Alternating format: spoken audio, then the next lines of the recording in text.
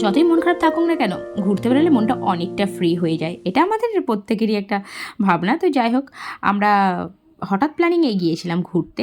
তো অ্যাকচুয়ালি সেরকম কোনো প্ল্যানিং আমাদের ছিলই না, হঠাৎ করে। আসসালামু আলাইকুম everyone, welcome back to a new blog. আমি পারুল, আর তোমাদের সঙ্গে আজকে একটা ব্লগ শেয়ার করছি।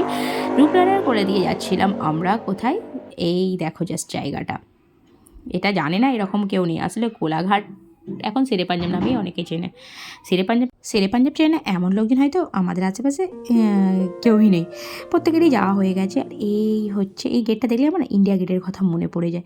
আর সত্যি বলতে বেশ ভালোও লাগে জায়গাটা। অল্প সময়ের মধ্যে মন ফ্রি করতে গেলে যাওয়া যেতেই পারে। আর এই যে আমার দিদি, তার সঙ্গে আমি, গেট দেখলে তো আমার সেই ইন্ডিয়া গেটের কথা মনে পড়ে। আর ভিতরে সত্যি বলতে অনেক অনেক বড় জায়গা, আর সব জায়গাটা ঘুরে দেখা সম্ভব হয়নি, কারণ আমাদের হাতে ছিল অনেকটা কম সময়, বাড়ি ফেরারও একটা তাড়া ছিল। তো যাই হোক, আমি যেতে যেতে এই জায়গাটা একটু বসে বললাম। জায়গাটা বেশ সুন্দর, আর মিষ্টি মিষ্টি গান চলছিল। আসলে যখনই যাই একটা গান আমি শুনতেই পাই, সে শুকুর আলহামদুলিল্লাহ। তো যাই হোক, আমরা ঘুরছিলাম, ঘুরতে ঘুরতে মানে সব কিছু লোকেশন দেখছিলাম। আমি এখানটায় বসে পড়ে, আমার দিদি বলছে ওঠ এবার, তাড়াতাড়ি একটু ঘুরে নে।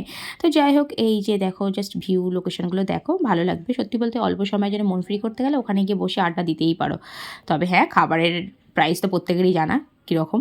তো এই যেখানে বিখ্যাত জায়গা হচ্ছে এই যে দোলনা চড়া। আমার এই বঞ্চিটা, মানে আমাদের পুচকি সাদিয়াটার আবদার, সে দোলনা চড়বে। কিন্তু দোলনা তো খালি পাওয়াই যায় না, বড় থেকে বাচ্চা থেকে বুড়ো থেকে সবাই দোলনায় বসে আছে। যাই হোক, আমরা গিয়েছিলাম খাবার অর্ডার দিতে। খাবারটা অর্ডার দিয়ে আমরা জাস্ট মানে ওয়েট করছিলাম খাবারের জন্য। মানে ওখানে অর্ডার দেবো, খাবার পেতে পেতে 1 ঘন্টার বেশি সময় লেগে যায়। তো যাই হোক, আমরা তার ফাঁকে একটু দোলনা চড়ছিলাম। আর আমার বড় ভাবি তো পুরো টায়ার্ড হয়ে গেছে। সে তো মানে দোলনায় বসে কী করবে ভেবে পাচ্ছে না, মানে চুপ হয়ে গেছে, মানে এতটাই টায়ার্ড হয়ে গেছে, রেস্ট নিচ্ছিল। তো যাক, এই ফাঁকে খাবার রেডি, আমরা খাওয়া দাওয়া করতে শুরু করে দিলাম। আর এটুকুই, আজকে খাওয়া দাওয়া করে চললাম বাড়ি। আজকে এটুকু। ভিডিও ভালো লাগলে অবশ্যই লাইক কমেন্ট শেয়ার করে দিও। আর অবশ্যই সাবস্ক্রাইব করতে ভুলো না কিন্তু।